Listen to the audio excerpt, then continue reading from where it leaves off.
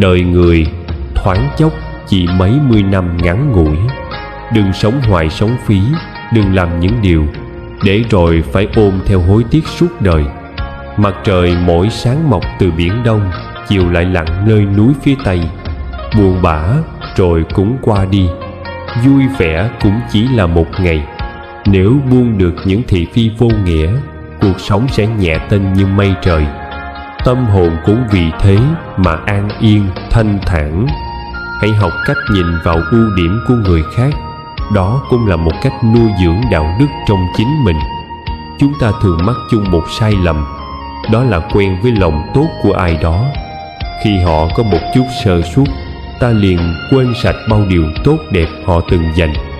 Người đời dễ nhớ lỗi lầm, khó giữ lòng bao dung. Càng xét nét, càng thấy thiên hạ yếu kém. Càng khắt khe, càng thấy lòng mình nặng nề. Thật ra, nhìn người cũng như soi gương. Nếu ta cau mày, hình ảnh phản chiếu sẽ chẳng thể tươi sáng. Một chút vụng về của ai đó, nếu cứ để trong lòng, cũng sẽ thành gai nhọn châm vào chính ta. Còn nếu ta học cách khoan dung, lòng sẽ rộng mở, đời sẽ nhẹ nhàng. Hãy nhớ lấy điều tốt đẹp của người khác, và hãy quên đi lỗi lầm nếu có thể. Vì giữ trong tim những điều tốt đẹp, cuộc sống cũng sẽ trở nên dịu dàng và đáng sống hơn biết bao nhiêu. Đừng làm đau người thương mình. Chúng ta thường cư xử lịch thiệp với người ngoài, nhưng lại dễ cằn nhằn với người thân. Một người qua đường giúp ta chút việc, ta đã cảm kích muôn phần. Còn người thân cận chăm lo cho ta cả đời, ta lại thấy vẫn chưa đủ. Chúng ta thường mang tâm trạng tồi tệ về nhà, trút giận lên người thân, nhưng lại dành nụ cười và sự kiên nhẫn cho những người xa lạ. Hãy nhớ, người thân không phải là cái thùng chứa cảm xúc tiêu cực của ta.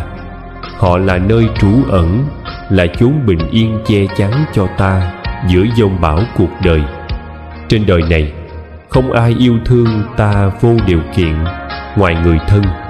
Họ có thể bao dung ta, gánh vác giúp ta, không cần lý do, chỉ vì tình thương. Vì vậy, xin đừng làm tổn thương người yêu thương mình.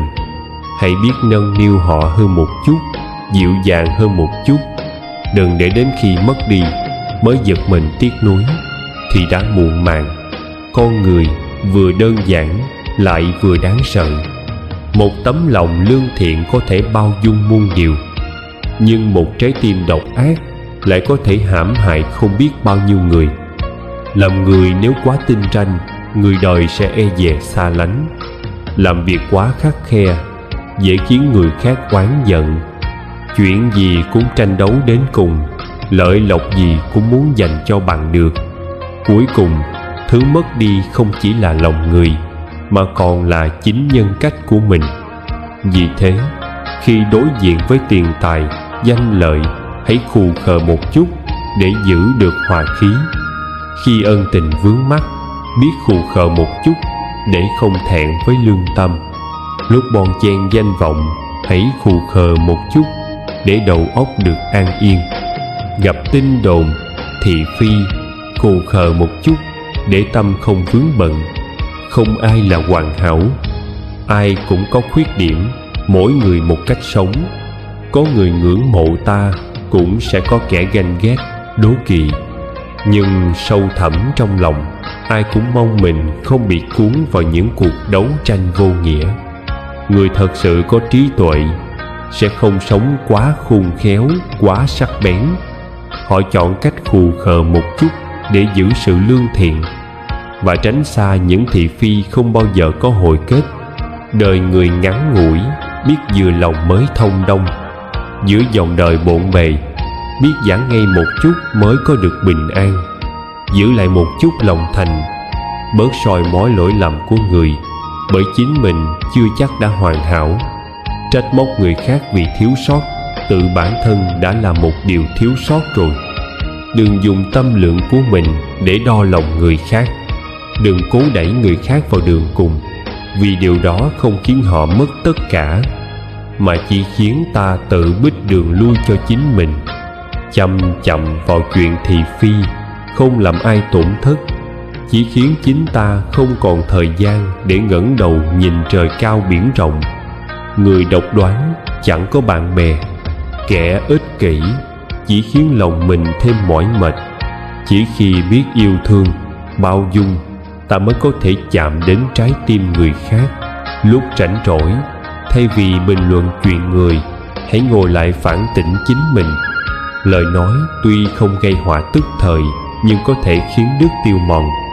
Miệng đời có thể tạo nghiệp, trong đó vu khống là tội sâu nhất. Vậy nên hãy thận trọng lời nói, đừng để một câu vô tình mà gây tổn thương cho cả đời người. Giữ lại chút khẩu đức, lời lẽ bớt cay nghiệt. Giữ lại chút độ lượng, dù có lý cũng đừng ép người đến đường cùng. Giữ lại chút khoan dung, xử sự đừng quá gay gắt. Giữ lại một con đường lui, cho người cũng là cho chính mình. Biết mở lòng với người là đang mở lối cho tương lai của chính bản thân. Người khoan dung là người biết lấy tấm lòng thiện lành để đối đãi với thế gian. Người có phẩm chất thật sự là người biết tôn trọng và cư xử chân thành với người khác. Người có tu dưỡng không phải là người hay nói đạo lý, mà là người luôn giữ thái độ ôn hòa, biết nghĩ đến cảm nhận của người đối diện. Chỉ khi ta tôn trọng người khác, cuộc đời mới có thể tôn trọng lại chính ta. Dùng tâm thái nhẹ nhàng để đối đãi với tất cả, thì lòng mình cũng sẽ nhẹ tênh tự tại. Không tranh giành, không cố chấp, sẽ không lo âu, không phiền muộn. Đôi khi chỉ một lời ác ý cũng có thể thổi bùng một cuộc xung đột, nhưng một câu nói thiện lành lại có thể gieo nên trăm điều tốt đẹp. Khuyên một người có khi cần đến 100.000 lời, nhưng cũng có lúc chỉ một câu vô tâm cũng đủ hủy hoại tất cả. Vậy nên lời nói cần phải thận trọng, chân thành, có suy xét, để khi đã thốt ra ta không phải hối hận. Mỗi người đều có điểm mạnh, điểm yếu. Chỉ cần học hỏi điều hay, bớt xét nét chỉ trích, thì bất kỳ ai cũng có thể trở thành người dẫn đường, khai sáng cho ta trên hành trình hoàn thiện bản thân. Thay vì cứ mãi nhìn ưu điểm người khác để ganh tị, chi bằng thu ánh mắt về chính mình và nghiêm túc rèn luyện. Thay vì tính toán hơn thua, mong vượt mặt người khác, chi bằng âm thầm nỗ lực để bản thân thực sự mạnh mẽ từ bên trong. Nhiều điều từng khiến ta đau khổ, đến khi nhìn lại mới thấy chẳng đáng gì. Những u mê ngày ấy giờ nhớ lại chỉ như gió thoảng. Cho nên đừng vội vàng, đừng cố chấp. Tỉnh táo một chút, trầm lặng một chút, nghĩ thoáng một chút, thì chuyện gì cũng có thể nhẹ nhàng buông xuống. Ai dám tâm sự chân thật với bạn là vì họ tin tưởng bạn. Xin đừng mang chuyện đó ra trêu trao. Ai dám cho bạn mượn tiền là vì họ tin tưởng bạn. Xin đừng để họ thất vọng. Ai dám để lộ điểm yếu trước mặt bạn là vì họ xem bạn là chốn an toàn. Xin đừng làm họ tổn thương. Dù là tình thân, tình bạn hay tình yêu, ai cũng sợ gửi đi chân thành mà nhận về phũ phàng. Ai cũng ngại đặt cược niềm tin để rồi cuối cùng trắng tay. Bởi vậy nếu ai đó đặt lòng tin nơi bạn, xin hãy trân trọng như một món quà quý giá. Bởi nếu trao nhầm người, lòng tin có thể biến thành vũ khí sắc bén, đâm ngược lại chính ta. Muốn được người khác tin tưởng, hãy trở thành người xứng đáng để tin. Bạn giữ chữ tín, ai cũng muốn gần gũi. Bạn sống nghiêm túc, người khác sẽ nương tựa. Bạn chân thành thì cuộc đời sẽ sẵn lòng đặt trọn niềm tin nơi bạn. Mọi điều trên đời đều có nhân duyên của nó. Giữa người với người cũng vậy. Nếu bạn nhìn người khác như Bồ Tát, họ sẽ là người thiện lành. Nếu bạn nhìn họ bằng ánh mắt của ác quỷ, thì họ cũng sẽ trở nên lạnh lùng, dữ dằn. Giống như khi soi gương, bạn mỉm cười, tấm gương sẽ trả lại một nụ cười dịu dàng. Nhưng nếu bạn nhăn nhó, cau có, thì hình ảnh bạn nhận lại cũng chẳng thể dễ thương được. Trong tình bạn cũng thế. Nếu bạn đối xử bằng sự tôn trọng, nhẹ nhàng, bạn sẽ nhận lại điều tương tự. Nhưng nếu khinh thường, la mắng, thì thứ bạn nhận về chỉ là bất mãn và xem thường. Với người thân, hãy lấy chân thành mà đối xử. Với người thương, hãy dùng tình nghĩa mà đối đãi. Với kẻ thù, nên học cách tha thứ. Giữ một tâm niệm thiện lành, thế giới xung quanh cũng sẽ dịu dàng lại với ta. Tướng từ tâm sinh, cảnh tùy tâm đổi. Một trái tim lương thiện sẽ hiện rõ trên gương mặt, lan tỏa đến người khác và dần mang lại những kết quả tốt lành. Cuộc sống vốn không dễ dàng.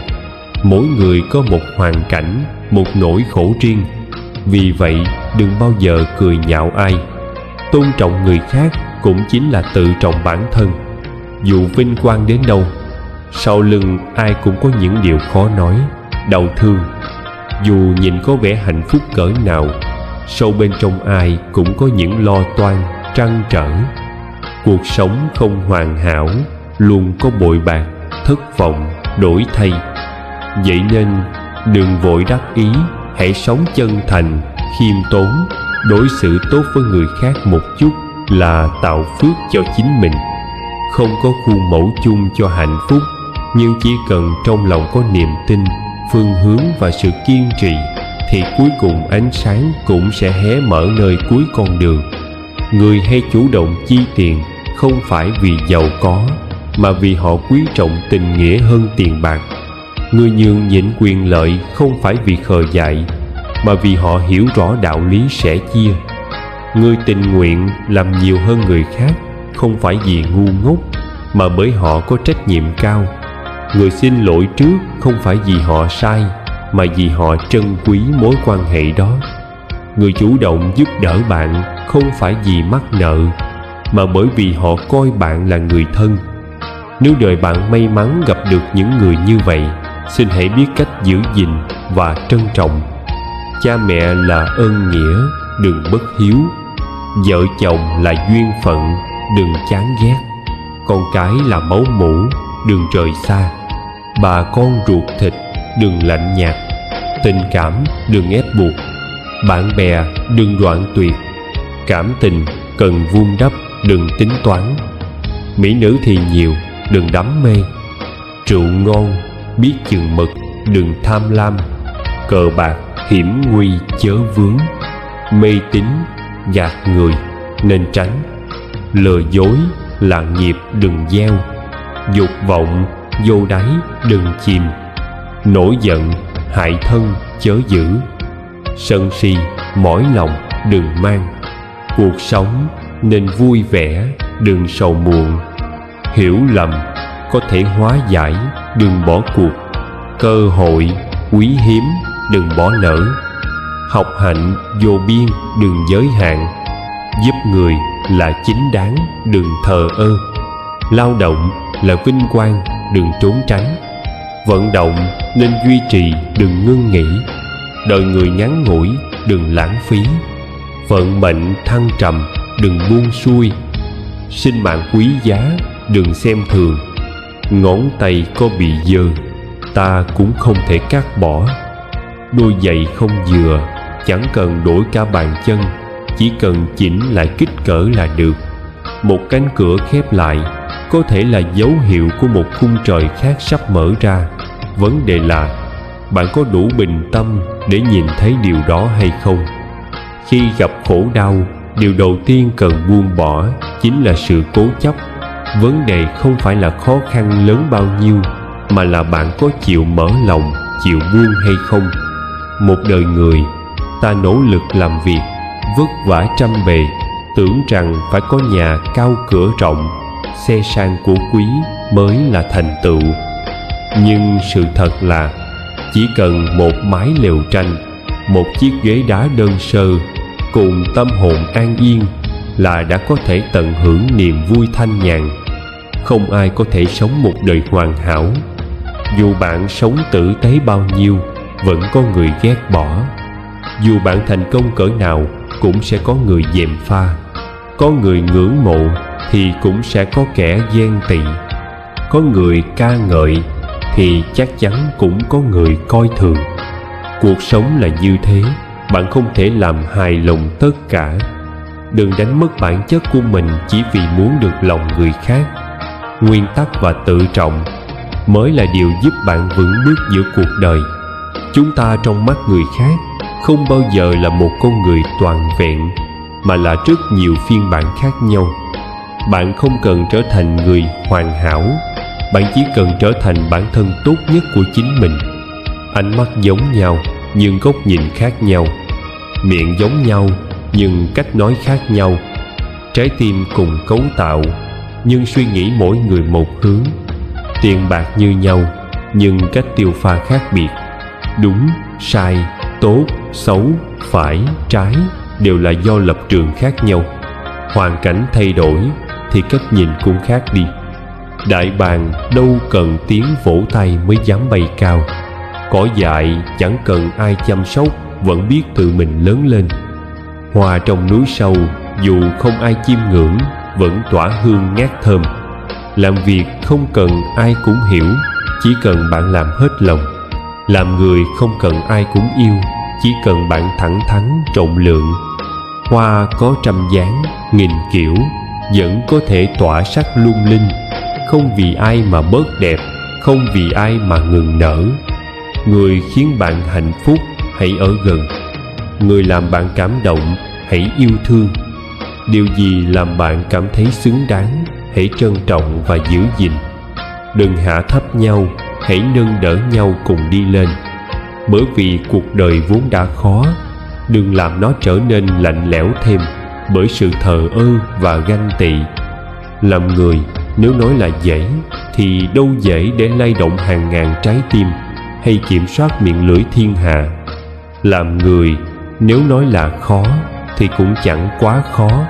Chỉ cần giữ một tấm lòng lương thiện, sống hiền lành và đi đúng con đường của mình, vậy là đủ rồi.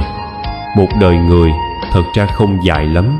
Đã đến thế gian này, hãy sống cho đẹp một chút.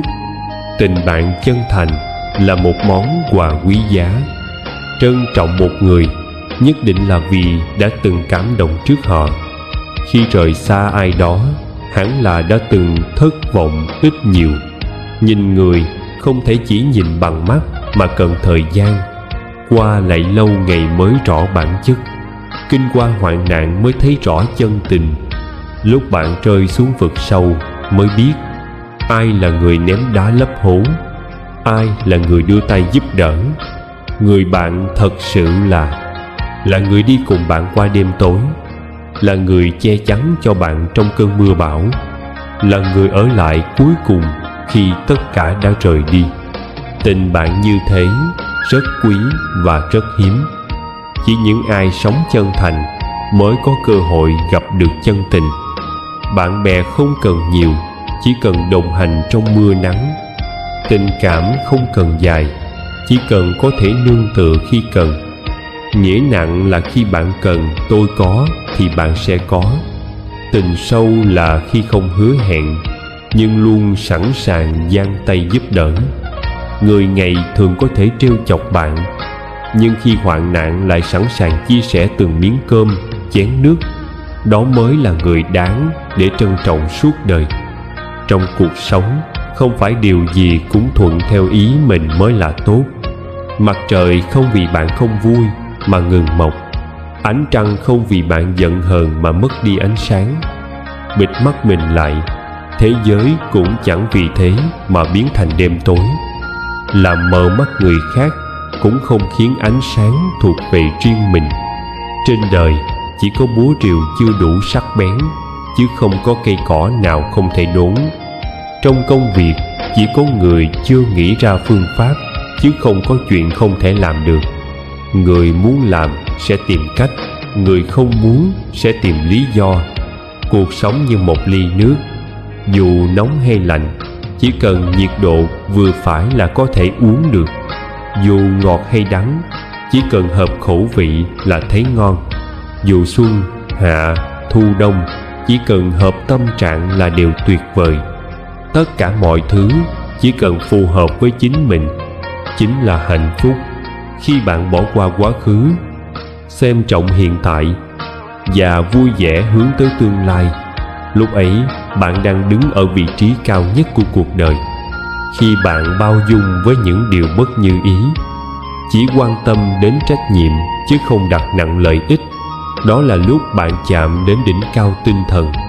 Khi bạn hướng về phía trước với lòng hy vọng, nhìn xuống dưới bằng sự cảm thông và đối đãi với người trên bằng tâm cảm kích, đó là lúc bạn đang đứng ở vị trí cao nhất của tâm hồn. Cuộc sống không chỉ cần nhìn xa, mà còn cần nhìn thấu và nhìn thông suốt mọi sự. Nhìn xa để thấy toàn cục, nhìn thấu để biết thiên hạ nhộn nhịp, phần nhiều vì danh, vì lợi. Nhìn thông không phải để từ bỏ mưu cầu, mà để tâm được bình an. Sự lão hóa đáng sợ nhất không nằm ở vẻ ngoài, mà là khi đánh mất tinh thần cầu tiến. Con người không thể thay đổi hình dáng, nhưng hoàn toàn có thể cải thiện tâm tính. Tính cách thay đổi, cuộc đời cũng đổi thay. Người từng trải càng trầm tĩnh và giản đơn. Kẻ hời hợt dễ nóng nảy và bất an. Người thật sự mạnh mẽ không phải không khóc, mà là người biết nuốt nước mắt vào trong rồi tiếp tục bước đi. Nhẫn nại một chút, kiên trì một chút. Dù chưa thấy hy vọng, vẫn nên tin vào chính mình. Đôi khi bạn cần can đảm mang gánh nặng vượt quá sức bình thường, và rồi sau đó bạn sẽ thấy khả năng của bản thân kỳ diệu hơn bạn tưởng. Cuộc sống sẽ vui vẻ hơn nếu bạn biết thực tập cho đi nhiều hơn. Tâm chân thành rồi sẽ được cảm nhận. Tình cảm thật rồi sẽ được đền đáp. Bớt đòi hỏi người khác, giảm mong cầu và tham vọng, tâm bạn sẽ bớt phiền muộn. Tha thứ cho người khác cũng là giải thoát cho chính mình. Đời người như làn khói, sinh ra hai tay trắng, chết đi cũng chẳng mang theo điều gì. Vậy thì sống đơn giản nhất có thể, dành thời gian cho người thân và bạn bè, sẽ cảm nhận được niềm vui và ý nghĩa thực sự của sự sống. Phật dạy, người có phước đức, tâm sẽ minh, trí sẽ sáng. Nói điều gì, làm việc gì đều thuận lợi và thành tựu. Còn người không có phước, tâm trí mờ mịt, nói ra chẳng ai nghe, làm gì cũng thất bại, cầu điều gì cũng không thành, thường chuốc họa vào thân. Châm ngôn nhà Phật: Bồ Tát sợ nhân, chúng sanh sợ quả. Bồ Tát là bậc giác ngộ, thấy rõ nhân xấu nên tránh xa từ đầu. Chúng sanh mê muội, gieo nhân xấu, đến khi quả khổ đến mới hoảng sợ. Tại sao số phận bạn luôn lận đận? Bởi vì bạn không tránh nhân xấu. Hiểu được điều này, tâm bạn sẽ an, cuộc đời sẽ đổi khác. Sở dĩ con người ta khổ là do mong muốn trái với sự thật. Tâm An Phật Ngôn xin được phép kể cho quý vị nghe hai câu chuyện. Hôm ấy có một cô công chức đến tịnh xá lạy Phật. Sau khi lễ bái, cô đến gặp thầy tôi với vẻ mặt buồn rầu, thở than: Thưa sư, con khổ quá. Con nghe nói đạo Phật là đạo cứu khổ. Con xin sư hãy giúp con hết khổ. Thầy hỏi: Cô khổ vì điều gì? Nói cho tôi nghe thử xem. Cô thưa: Con làm trưởng phòng địa dư. Vị giám đốc của con vô cớ cho con nghỉ việc để đưa người quen của ông ấy vào thay thế. Con uất ức lắm. Mỗi ngày ông ta chạy xe ngang qua nhà con để đi làm. Mỗi lần nhìn thấy, con lại tức giận, ăn không ngon, ngủ không yên. Cô hỏi: Sư có phép gì giúp con trị được ông ta không? Thầy mỉm cười, nói: Cô à, ông giám đốc vô cớ đuổi cô là ông có lỗi. Nhưng chính cô chấp cái lỗi ấy mà tự làm khổ mình. Còn ông ta thì sao? Ông ta ăn ngon, ngủ yên, có sức khỏe, mỗi ngày vẫn đi làm bình thường. Còn cô ăn ngủ không yên nên mới tiều tụy như thế. Rồi thầy hỏi tiếp: Từ ngày nghỉ việc đến nay, cô có làm gì khác không? Cô đáp: Dạ có, con về nhà buôn bán, mà tiền lời gấp 10 lần lương ở cơ quan cũ. Thầy bảo: Người ta cho cô nghỉ việc để cô có cơ hội làm giàu, mà cô lại không vui, lại lấy cái sai của người khác để làm khổ mình. Cô nghĩ kỹ lại xem, như vậy có đúng không? Nghe xong cô bật khóc. Sư nói quá đúng, sao con không nghĩ ra? Con thật lòng cảm ơn sư đã khai sáng cho con. Bài học: cô trưởng phòng khổ vì cứ mãi chấp nhặt quá khứ, trong khi hiện tại lại không biết trân trọng. Lời Phật đã dạy, hãy sống cho hiện tại và cố gắng cho tương lai. Mỗi ngày được sống ta lại nở nụ cười với đời. Lời cảm ơn chân thành từ Tâm An Phật Ngôn. Chúng tôi xin gửi lời tri ân sâu sắc đến quý vị đã dành thời gian quý báu để theo dõi và ủng hộ kênh Tâm An Phật Ngôn. Sự quan tâm và đồng hành của quý vị chính là nguồn động viên to lớn, giúp chúng tôi không ngừng nỗ lực mang đến những bài giảng Phật Pháp đầy ý nghĩa, góp phần nâng cao đời sống theo lời dạy của Phật. Để không bỏ lỡ những video mới nhất, xin quý vị vui lòng đăng ký kênh và nhấn chuông thông báo. Điều này sẽ giúp quý vị dễ dàng cập nhật những nội dung hữu ích về giáo lý nhà Phật, những bài học sâu sắc về cuộc sống, giúp tâm an, trí sáng và lòng từ bi ngày càng rộng mở. Chúng tôi rất mong tiếp tục nhận được sự yêu thương và đồng hành của quý vị trong những video tiếp theo. Một lần nữa, xin chân thành cảm ơn và kính chúc quý vị luôn an vui, bình an và vạn sự như ý.